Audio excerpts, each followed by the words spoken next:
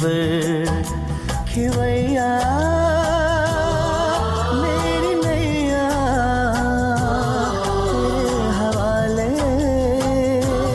तेरे हवाले ये सौंप कर सब चिंता फिकर देह दुनिया से हम हो गए बेखबर।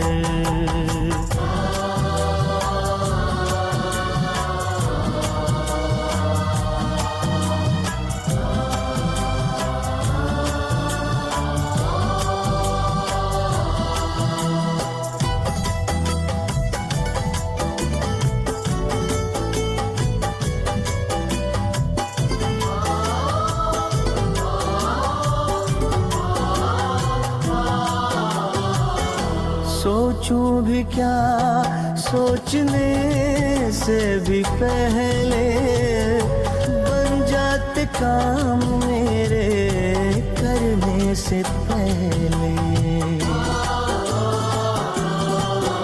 ओ सोचूं भी क्या सोचने से भी पहले बन जाते काम मेरे करने से पहले बन जाते काम मेरे करने से पहले।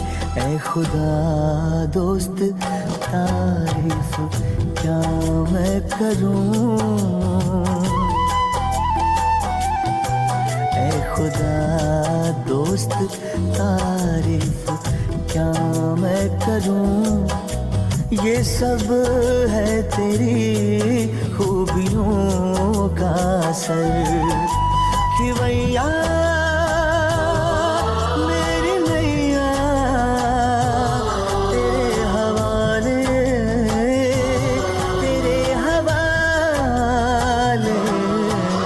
चले हम उधर ले चले तुम जिधर देह दुनिया से हम हो गए बेखबर।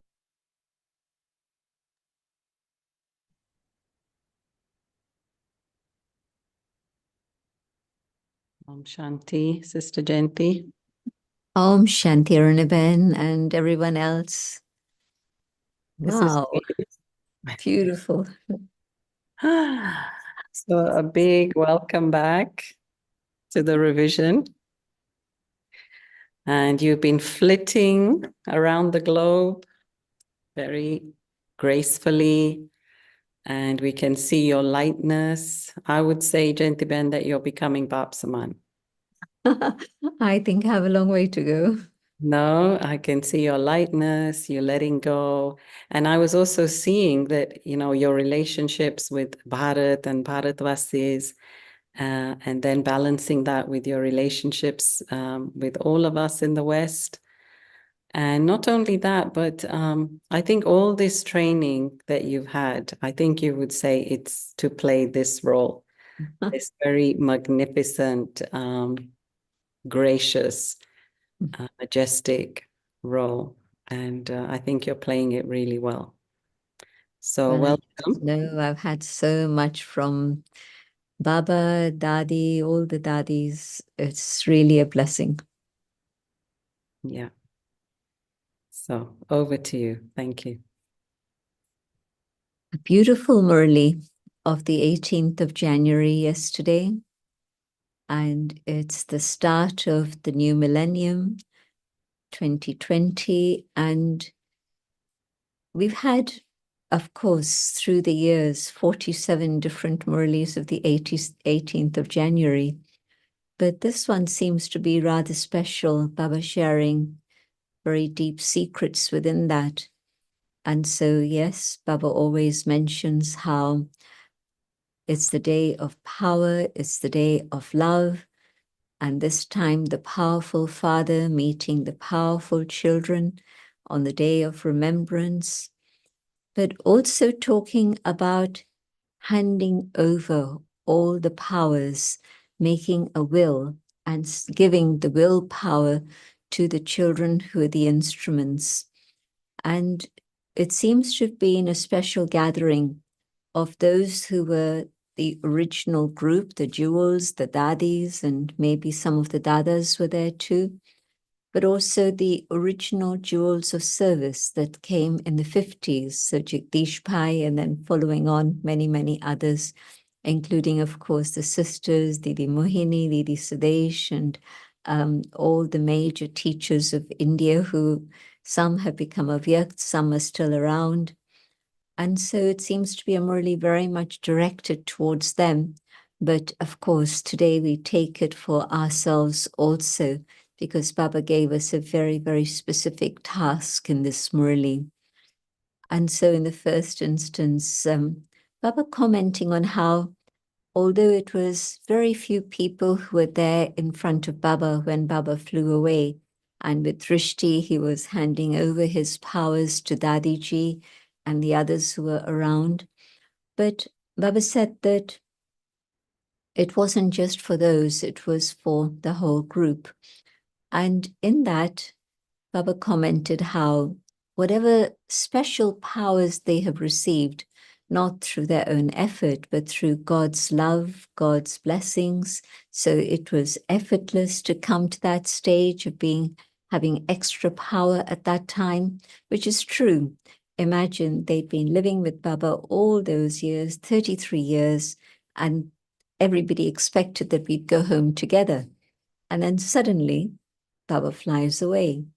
And so they did need special help and special power from Baba at that time, which Baba then acknowledged and said that it was special power that Baba had given them at that time. But the result of that special power was their unity. And of course, being in that gathering on the 21st of January, when Baba announced, put the rose on Didi's head and Dadiji's head, and looked around and said, does anyone have anything to say? Is there a question that anyone has? And of course, there weren't questions. Nobody needed to say anything. Everybody understood. So I was saying that it was that special power at that time that created that total acceptance without any hesitation, without questions. And so the foundation of unity was laid at that moment. But also because of that respect for each other, they would accept. One would say, the other would accept. And so ideas were shared, but were very easily and readily accepted by the whole gathering. And so I'm thinking that 2020, all the Dadis were still around. Only Didi and Pushpashanta Dadi had left by then. Mama, of course, earlier. But it was the majority of Dadis there. And today, all of them, except one, have become angels. And the one who's still here is almost an angel too. So it's a different time. It's a different season. But today also, if we want to have that love and unity and harmony together, then a demonstration of that is to have an open heart and accept each other's ideas. So that was the first part of the Murli. And then Baba went on to talk about Brahma Baba's renunciation. And yes, if somebody has nothing, there's not much to renounce. Or if circumstances pull me out of my comfort zone and I find myself somewhere else, again, it's not me that's renounced, but drama has made it happen. But for Brahma Baba, it was a very conscious choice. What do I want? Do I want this or do I want that? And so Baba wanting the key to all treasures in the beginning. And that's because Baba recognized what it is Shiv Baba was offering. And so instant renunciation, very powerful renunciation of all comforts and even his own body, his mind, his wealth, his relationships. There was nothing that held Baba back. Everything was given to God instantly. And as a result of this amazing renunciation, Baba took on the role of being able to serve through the mind. it was very fascinating to hear Baba talk about the connection of this, that as a result of that, this is what Baba was then able to do. The mind was so powerful that it was then able to serve for such a huge long time and continues to serve. Baba asked the question, did you ever imagine there would be a hole this big? Sakar Baba's days, there wasn't. So much expansion on service has happened. That's been the result of Baba's renunciation and the power of silence of the mind. And then the specially loved double foreign children. Very sweet comment about that, that Baba had to become avyakt to find all of us and give us that avyakt sustenance. And so Baba was ready to sacrifice his body and move into the angelic dimension, because Baba knew that there were so many waiting to be found, waiting to be served. And Baba was saying, do you feel that you're worthy of this very special avyakt sustenance that you've had? Well, I'd say that we're here today. And that's the proof of our love for Baba. So whatever other challenges may have come, we've stayed with Baba, we persevered. And so here we are now. And Baba's talking about Madhuban and how Baba's renunciation, tapasya, yoga power, and of course service, tireless service, all of this meant that the power that you feel in Madhuban is still very much present. And the power is such that even if somebody doesn't become a Brahmin, they go through some transformation and they carry away something of that experience from God. And of course, those who are Brahmins can feel how their yoga becomes effortless in that atmosphere, and they're able to experience the deep tapasya that they really want to have. And so Madhuban itself, the power of Madhuban generated through Baba's tapasya. And Baba asking us, well, what do we need to do? And so this is the task that Baba's asking us to engage in. Tapasya, renunciation, tapasya, and through that service.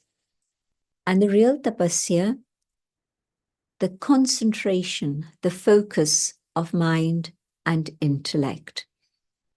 And yesterday in the Sunday class, I was sharing how at one point I'd asked Dadi a question about unity. And she started to talk about introversion, and then loving solitude, and then concentration. I said, Dadi, I thought maybe she hadn't heard me, maybe she hadn't understood me. And then I said, Dadi, the topic was unity. And she said, yes, I'm coming to that. But she said that introversion, and then love of solitude, and then concentration, and then unity. All of this follows in a natural way. And in Hindi, all the words are connected with one. Antarmukta, turning inwards, introversion, love for solitude, ekant priya, and then ekagrta, focusing on one, and then unity, ekta. And so interesting that Baba started talking about unity and then later mentioned how that unity can come about today. And so when we have that stage in which there's introversion, I'm not distracted by the sights and the sounds outside. And today's stimulation is such that, bright lights and noise and big music and so many things going on to pull our attention out there all the time. But Baba's teaching us to go inside, go on that inner journey and connect with yourself. And then the more I do this, the more I love solitude. The Dadis never said they wanted time for themselves or they needed space for themselves, physical or mental. They were just ready to serve all the time, as did Brahma Baba. And within that, yet they still had this awareness of making time for the self within all the actions, all the responsibilities that they had. And they demonstrated that this was possible. So you can be inside, introverted, loving that experience of going deep into the inner solitude, but also through that preparation, being available to do whatever is necessary out there. And through this, we're developing the power of silence. The power of silence means this focus and concentration. If my mind is in upheaval, that's not the power of silence. And science has created so much out there. Surely the power of silence is all the greater. And so once I'm able to achieve that stage of concentration, real yoga, you know how we used to talk about the 4 stages of Raj Yoga. Initiation, you're beginning. Meditation, you're beginning to bring your thoughts together. And then yoga, actual connection. And then realization. So Baba's talking about that stage when there's that realization and I'm in that experience and focused completely, and how it's those vibrations that are going to transform the world and allow souls to be liberated from their suffering, that at the moment they're suffering, but they don't know what to do, where to go, how to do anything. And yet we're the ones who have to share that power and vibration so that things can move forward and bring about that transformation. At the moment, sometimes our yoga is hot, it's the fire of yoga. Sometimes it cools down and then they become careless and they're not so bothered. Okay, never mind, let's carry on. Things will always carry on like this. But our stage of yoga, of concentration and focus, the power of silence of this is what's going to stimulate the next step when things will truly transform and be turned around. And then Baba said, just as in those early days, you thought it's time to go home, it's time to go home. But Baba knew that there was a lot of work to be done still. Many things were yet to happen. But now at this moment, just as Brahma Baba wanted the key to all treasures in the early days, in the same way, Brahma Baba now wants the key to be able to open the gates of Param Dham. And Brahma Baba is saying, yes, I want to go with all my children back home. And Shiv Baba is saying, well, what about everyone? Is everyone ever ready? Not just ready, but ever ready, so that the signal comes and we fly.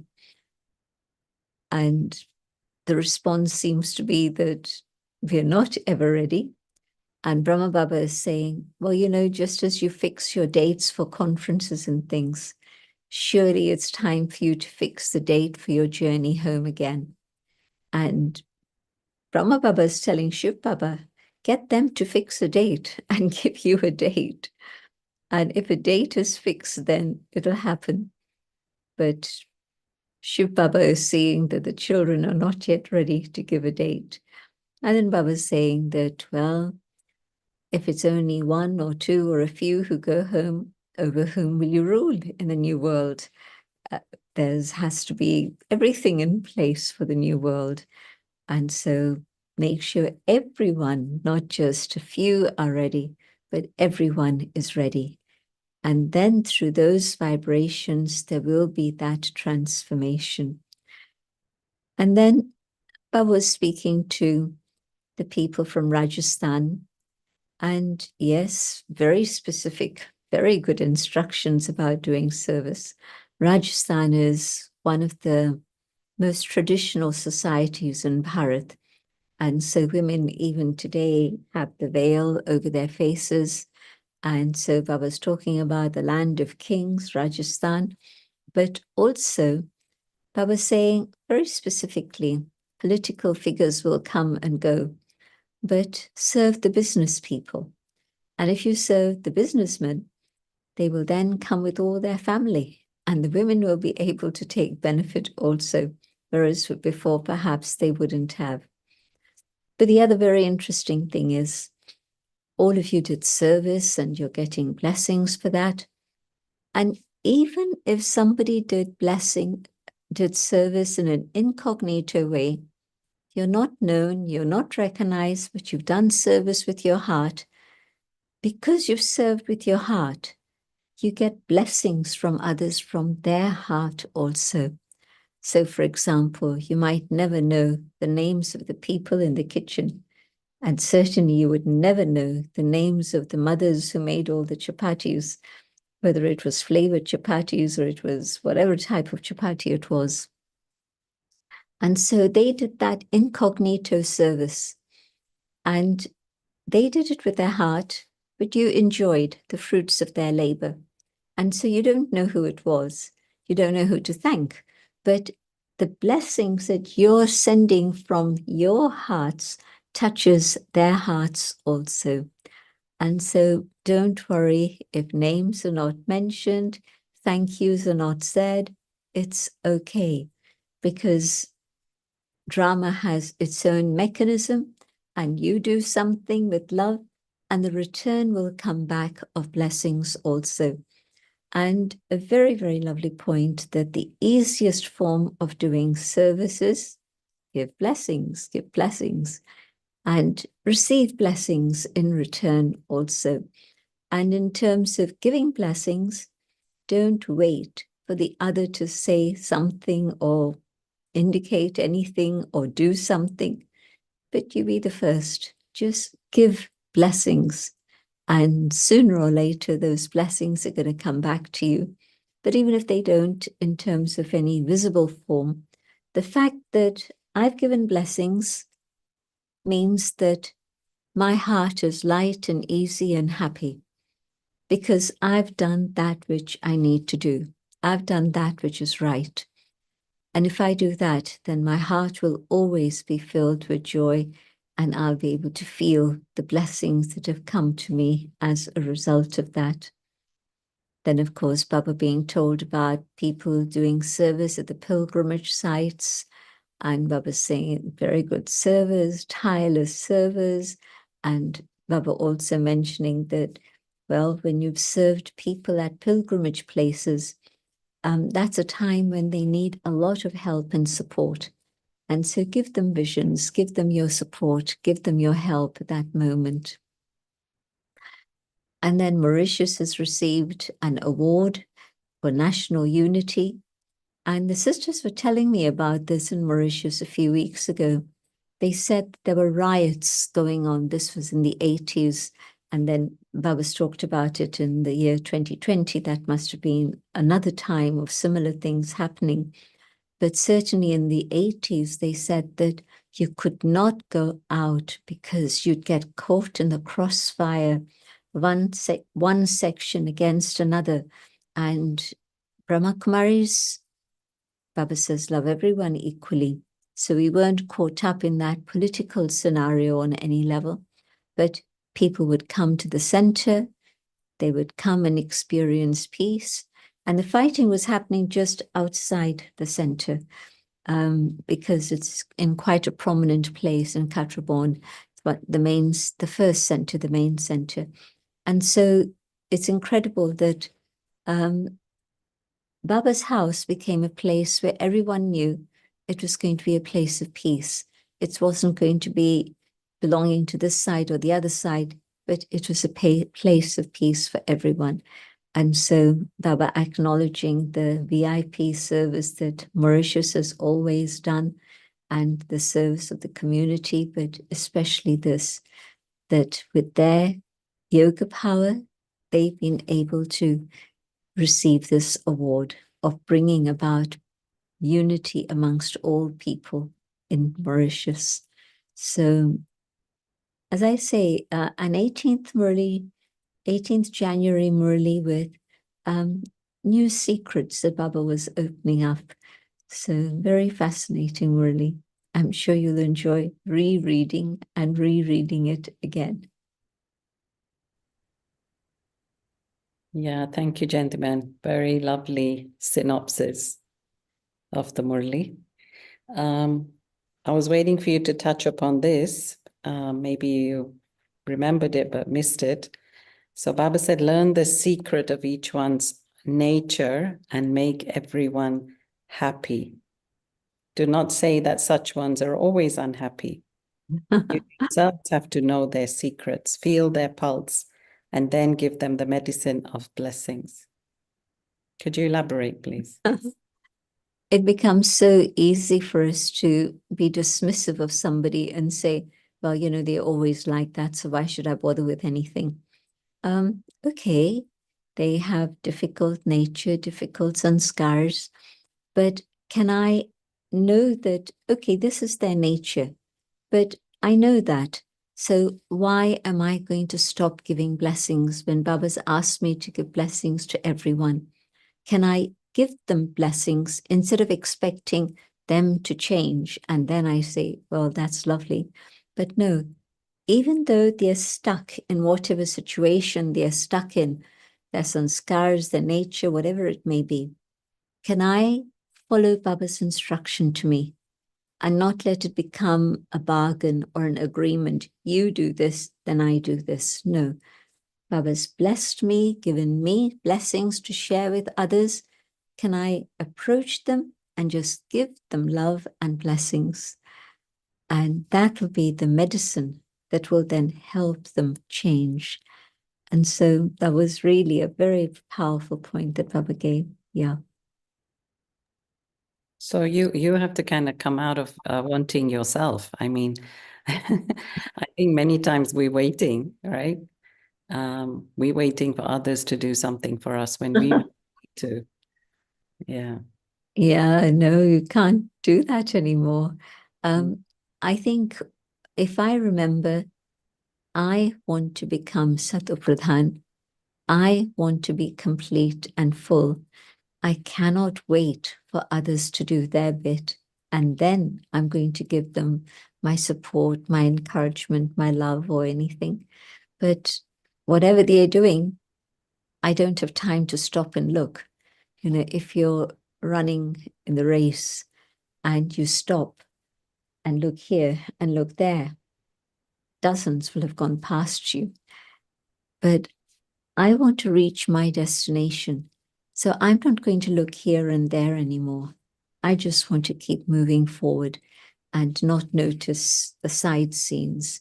You know, when they have racehorses, they have, or even horses drawing carriages, they put blinkers on them so that they don't see here, they don't see here, they don't get distracted. They know where they're going and they'll take you there.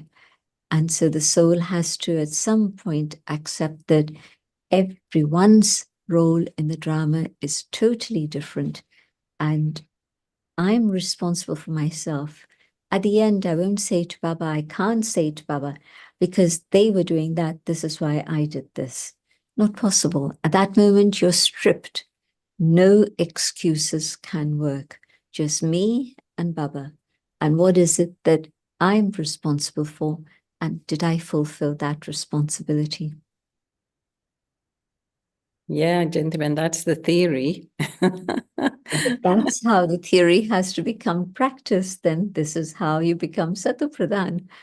So actually let's go into the next question. The next question is about, I mean, you did talk quite a bit about it, which is what Baba talked about, the ekta and the unity, and okay, one says and the other does, but they were also like a similar caliber of souls, similar caliber of surrender.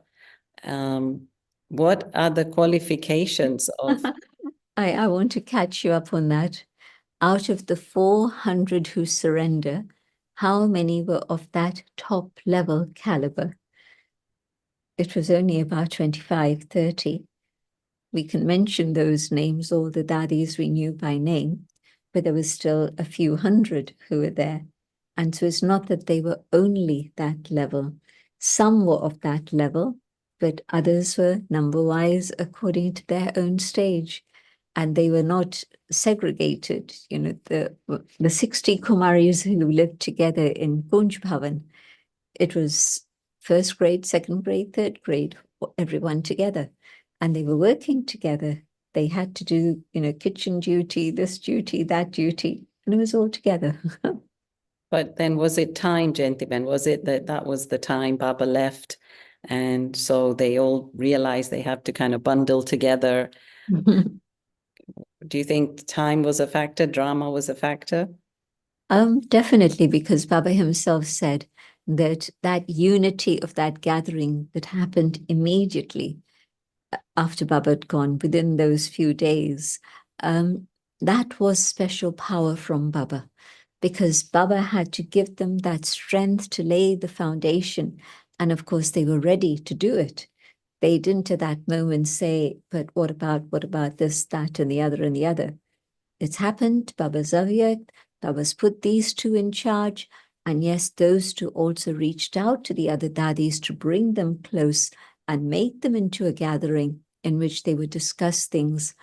I was talking about consultation and working with others in teams, and how the most essential factor that Baba spoke about was the unity, but the basis of that unity, respecting each other's ideas and coming to agreement. And so today, when we are thinking about teams and working in teams, how's it going to happen? Listening to each other, working together. And through that, then something beautiful is created. Yeah, so that was my question. What are the other qualifications? I mean, what are the other virtues needed? I mean, if we fast forward now to this day and age, it's not the same era as when Brahma Baba left. There's a lot of sanskars, a lot of karmic accounts that need to be sorted out between us. And there's not as much power.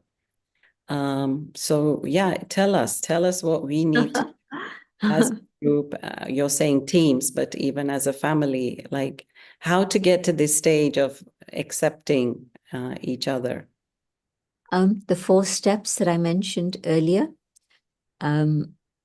introversion. Do I still allow myself to get distracted and come into upheaval because somebody said something, somebody did something, or other things pull me? And so really just that first step, to what extent am I introverted? And do I love silence and my own company and being with Baba, just me and Baba, love of solitude, ekant priya. And then the practice of concentration, my mind, my intellect, both. So the mind in terms of my thoughts and feelings, my intellect, absolutely wanting to connect with one. You know, if the plug you have has something a bit loose and the connection isn't being made, the energy can't flow. And so the focus, the concentration, I think we don't always appreciate that, although we've been meditating maybe 10 years, 30 years, 40 years, the reason why still our sanskars have not changed is because we don't have that power of concentration. Now, that's got nothing to do with what others are doing or the time or anything, but my own inner effort to focus my feelings and my emotions and all my love and understanding my beliefs. This is the one. And I'm focused. And in that concentration, I receive power and blessings and transformation. And through that, then yes, ekta, the unity. So unity doesn't come about, you know, by whisking a glass of water or milk or whatever it may be. But it depends on each one's individual effort. And those who are making that intense effort come together and create that energy so that then things are then unified. And it might not be the most obvious people you can see or think of, but within every gathering, there'll always be some who are more interested in, and you see, this isn't just something me and my own effort. It begins with that, definitely.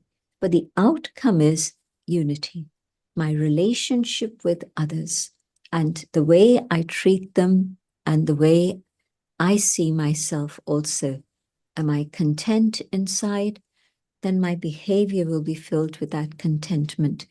Am I really happy inside? I don't want any other life. This is the life that I want. I've surrendered to God, the joy of that. And then through that inner joy and happiness, serving others so that I'm there for them at the moment of their need. Lokik, alokik, colleagues at work, who knows? But if I'm ready inside, I'll be there to help them, but also my own experiences will create that sense of being an instrument, God's instrument. And so I'm able to allow God to work through me so that that humility shines through, and I'm able then to serve with others around me. So all the things that I was talking about come together. Mm. And yeah, it gives this kind of feeling of, united in the thought, like united in the task, like moving forward with the one thought. That's the feeling I'm getting as you're speaking. Like we're all on the same wavelength. Yeah. Yeah. And I think that's what drama's waiting for all of us to. And it's not just one thought in the sense of I'm a soul, I'm God's child, not that sort of thought, but that determination that the time is now. Whatever we need to do, we need to do it together now. The time is right. Yeah, thank you. So actually, there was another question about silence. Somebody had sent in.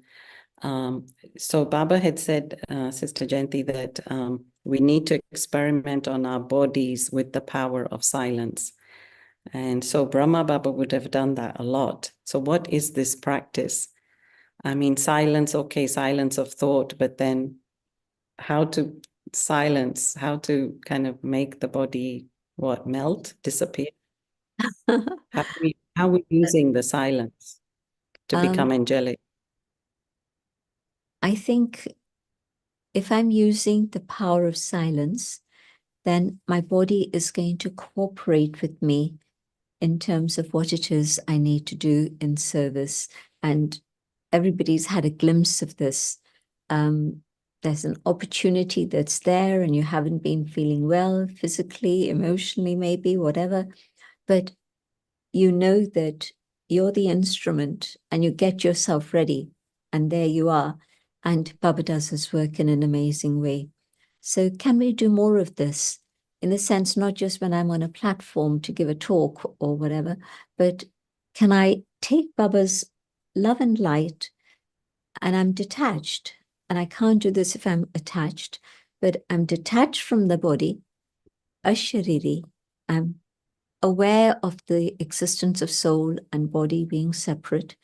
And I'm taking Baba's light and might and I'm giving it to the body wherever it is needed.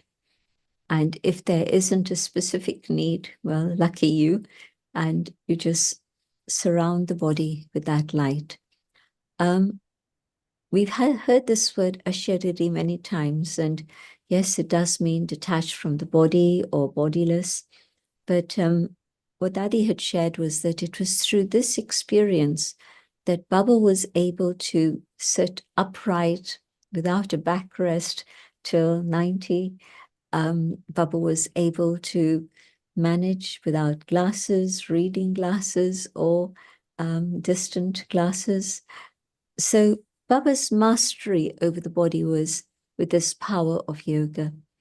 And then the final conquest, of course, was when in the Murli of the 18th January 1969, you hear that Murli and there isn't a single pause. All the other Murlis, when you hear the tapes, Baba starts coughing, Chandrasada presses the button, the pause button, and you hear the click of that. And then Baba's had a sip of water, things are calm. And then you hear how the sound comes back again and the tape starts rolling. But Brahma Baba would have practiced this, and Dadi Janki for sure practiced it. This is why she was able to be one evening gone. You know, you wonder where she's gone, but she's in total silence and she's not communicating externally at all. And we give her the space to be in silence. And next morning, she's up, she's ready. She's going to catch a flight to go here and there. So, Jayanti Ben, in the past, I've heard you explain, and it's very tempting that even if you can't stay physically silent, at least try to silence your mind. Because I feel that there's so much action and seva on the one hand to do now. And many people will say, like, we have to go to work, like in the retreat, you know, there was this discussion where they said, well, what about us? We have to go out and work. So we can't dedicate as much time.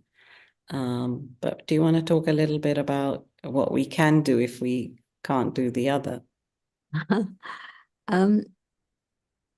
Just think about how much expansion there is when you talk. And is it possible for you to have a silent mind, which is clear, and you're understanding what is the essence, and you're able to share the essence also? You know, some people take 5 minutes to say this much, and some people take 3 minutes and they tell you this much. And maybe that's too quick, but there's a difference in which, in the way in which people work.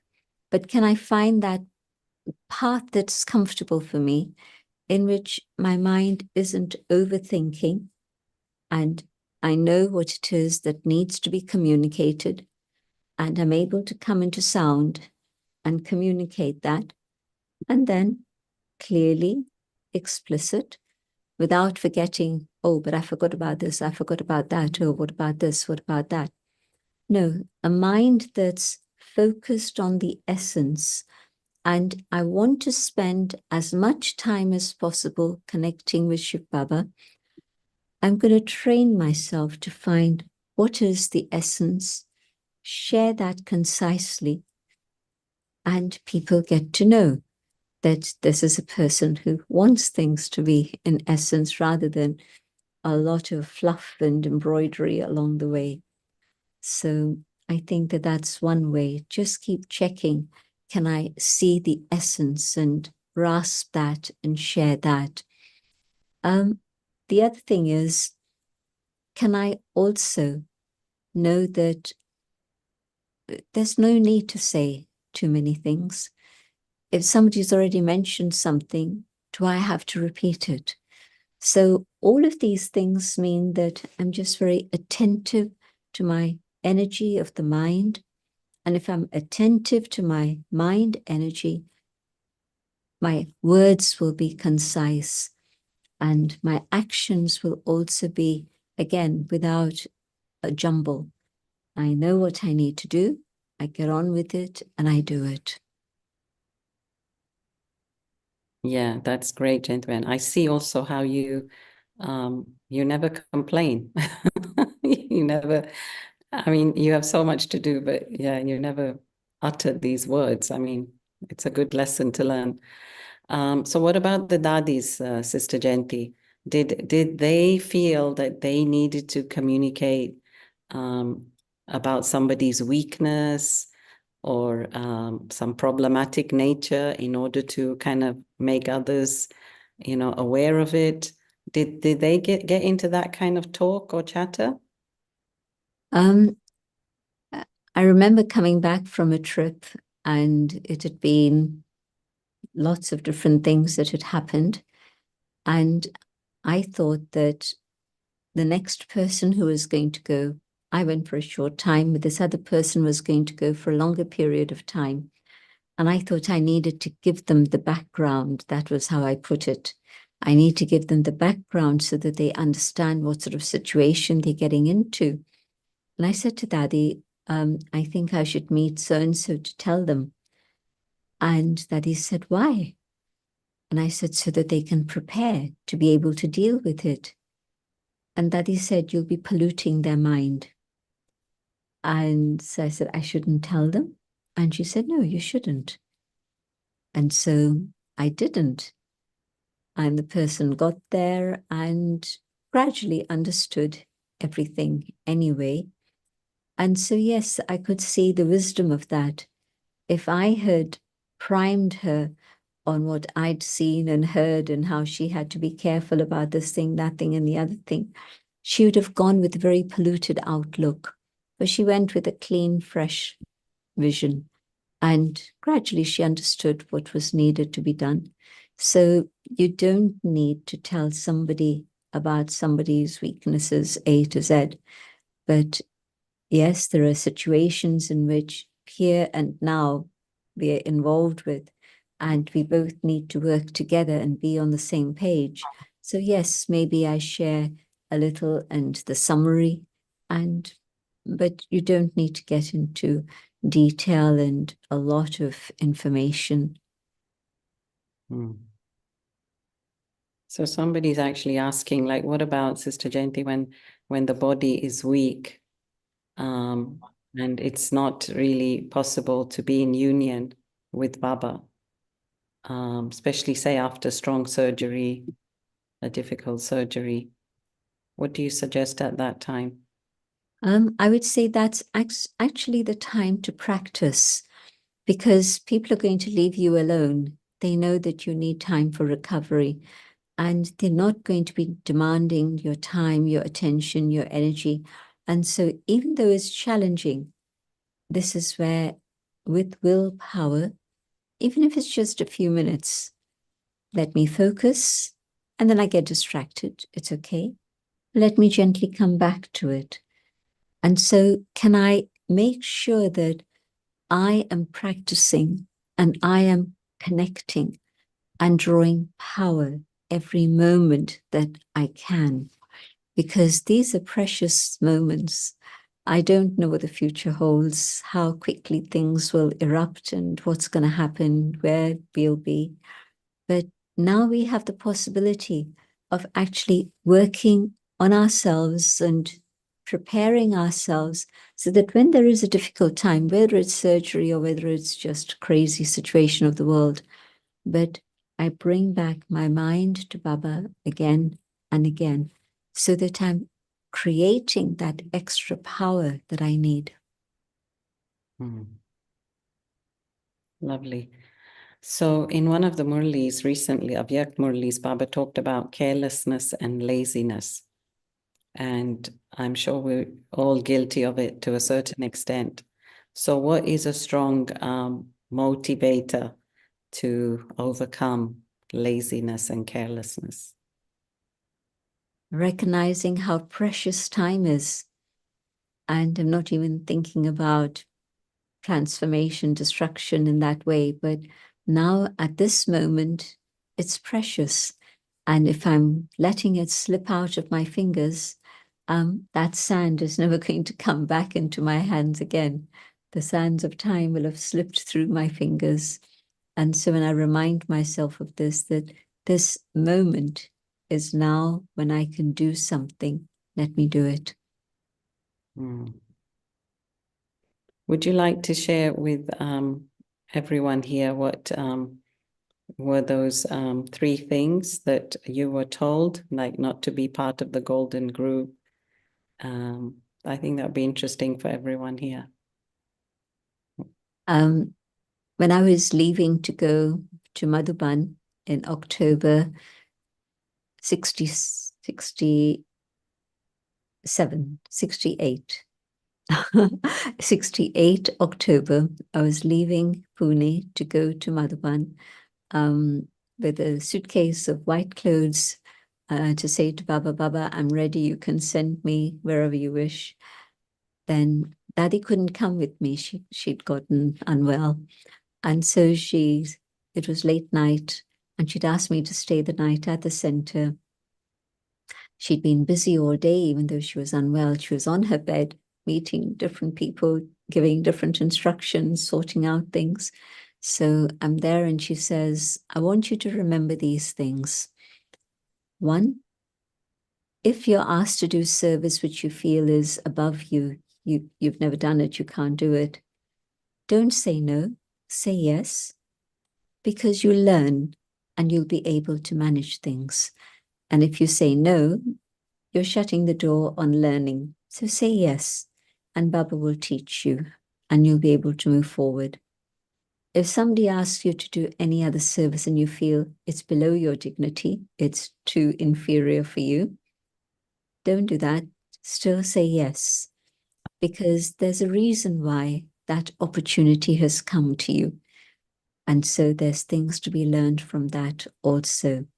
Again, if you say no, people will hesitate to ask you in the future, and the opportunity may not come again. And so always say ji ha to an opportunity for service.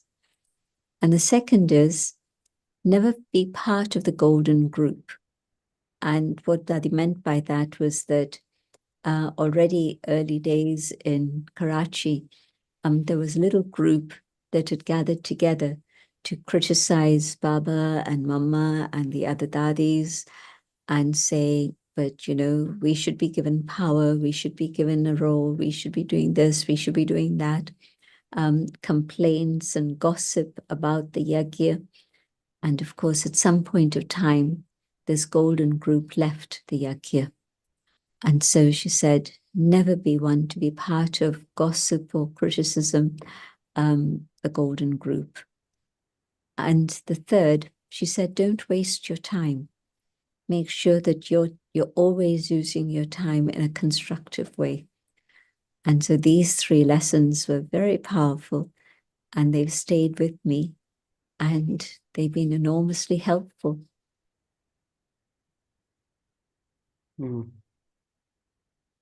And thank you, Jayanti. And I think a few weeks ago, there was Baba talking about the upheaval of the sense organs.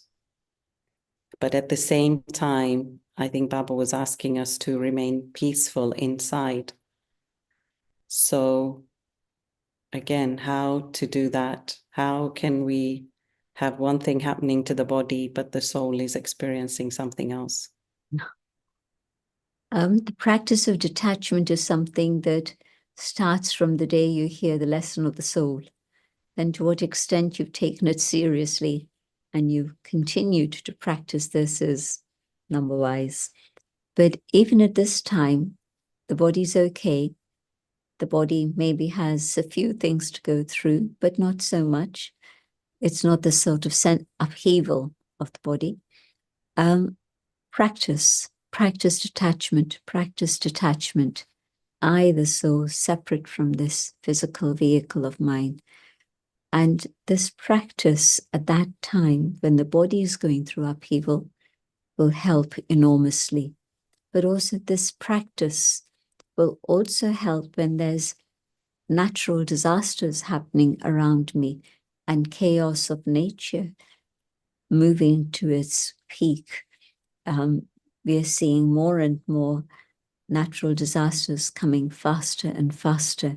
You know, they said that the heat wave that India is experiencing, temperatures are in their 40s, and they'll probably keep on rising till the 50s.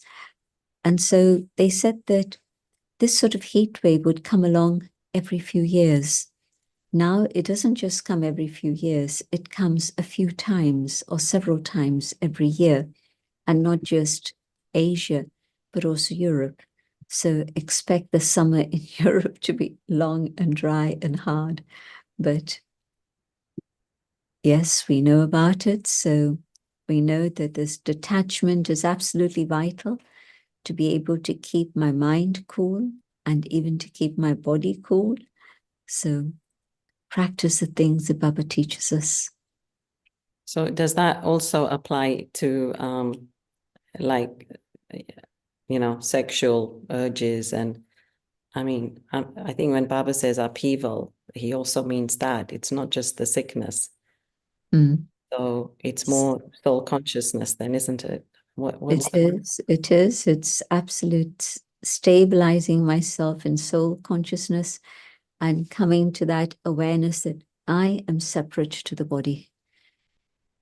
And stable in that stage, getting power from Baba, and then being able to be the master of the senses. Okay. Somebody's asking, what are your views on vipasana meditation, if you have any? I know a few Brahmins who have been there, and they come back saying that it helped them because it was a time of total silence and solitude, and it allowed them to work through some of the things that they'd been reflecting on. So if perchance it's something that you're drawn to and you say, well, I'd like to do this, it's worth going, but I don't think it's necessary for everyone to do that. I mean, throughout my 50 plus years, I've known of a handful, I can count them on the fingers of one hand, a handful of people who've said to me that they've tried this and it helped them. So this is why I'm not rejecting it. But if you were to say to me, what would be the best thing for me to do? I'd say really study and spend time, make a timetable for yourself for yoga, and do that in your own natural surroundings. No need to spend money going here and there and wherever.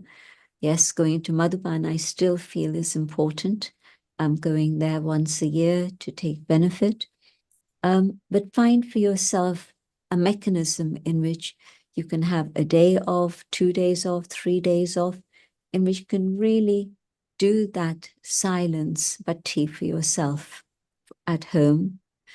Center life is a different story, and you have to negotiate with everybody else around you for those 1 day, 3 days. But it's important.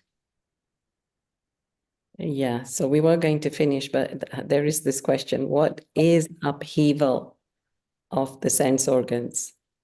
Like, can you define it a bit more for them? Okay. Where my eyes are really just wanting to see things and I'm drawn by images, that's a real test of tolerance with myself and my patience and detachment ability, all of that. Again, where I become a glutton and I just want to eat, and I know I'm full, but there's still something tempting me and I want to pick it up and I eat it. So it can be the eyes, it can be the ears, the sounds that I want to listen to, this particular type of music. And I know that it's not helping me become peaceful, but I love it. I want to hear it. And so any one of the senses can play mischief and cause distractions. That's the main thing, I think, right? They cause distraction. They distract you away, take you away from your focus. So we'll end here. Please do keep your questions for next week. There are a few coming now, but Sister Jayanti will be with us 10th of June. So same time, same place. She won't be with us for a few weeks again. So do try to be here on 10th of June. So thank you, Sister Jayanti. We'll have meditation and finish now. Thank you for the questions, to the people asking, and for Aruna for moderating.